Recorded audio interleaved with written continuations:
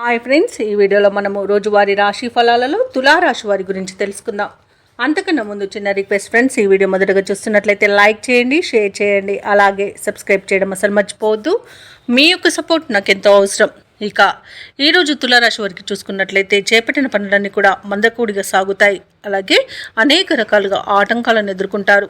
ఇక ఎవరైతే దూర ప్రయాణాలు చేస్తున్నారో ఆ ప్రయాణాలను వాయిదా వేయడం మంచిది. ఎందుకంటే అడుగడుగున ఆటంకాలు కనిపిస్తున్నవి మరియు వాహన ప్రమాద సూచనలు ఉన్నవి కాబట్టి తగిన జాగ్రత్తలు తీసుకోండి.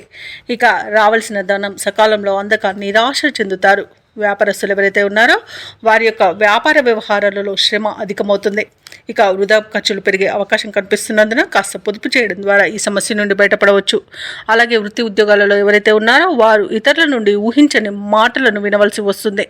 ఇక ఈరోజు తులారాశి వారికి అత్యధికంగా అవరోధాలు, అవమానాలు అనేవి ఎదురయ్యే అవకాశం కనిపిస్తున్నందున కాస్త ప్రశాంతంగా ఉండండి. ఇక విద్యార్థులకు విద్య నష్టం, ఉద్యోగస్తులకు ఉద్యోగ నష్టం, అలాగే వ్యాపారస్తులకు వ్యాపార నష్టం అనేది కనబడుతుంది. అలాగే ఈరోజు తులారాశి వారు విలువైన వస్తువులను, ధనాన్ని పోగొట్టుకునే అవకాశం ఉన్నందున వాటి విషయంలో జాగ్రత్త వహించండి. ఇక అనారోగ్య సమస్యలు వేధించే అవకాశం కనిపిస్తున్నందున ఔషధ సేవనం చేయండి. తగ్గకపోతే వైద్య సంప్రదింపులు చేయడం మీకు మేలు చేస్తుంది. ఇక ఈరోజు సినీ రంగం వారికి, రాజకీయ రంగం వారికి అవమానాలు తప్పకపోవచ్చు. ఇక ఈరోజు డబ్బుల విషయంలో జాగ్రత్తగా ఉండండి. ఇవ్వడం కానివ్వండి, తీసుకోవడం కానివ్వండి చేయవద్దు. ఒకేలా మీరు డబ్బులు ఇతరులకు ఇచ్చినట్లయితే తిరిగి వచ్చే అవకాశం కూడా లేదు. ఇక షేర్ మార్కెట్లో ఎవరైతే పెట్టుబడులు పెడుతున్నారో వారికి నష్టాలను ఎదుర్కొనే అవకాశం కనిపిస్తున్నందున ఈరోజు పెట్టకండి. అలాగే ఆస్తి వివాదాలు ఇంకా ముదిరే అవకాశం కనిపిస్తుంది. కోర్టు వ్యవహారాలు కూడా తలకు చుట్టుకునే అవకాశం కనిపిస్తున్నందున కాస్త జాగ్రత్తగా ఉండండి. ఇక మీరు కోర్టు బయటే రాజీ చేసుకోవడానికి ప్రయత్నించవచ్చు.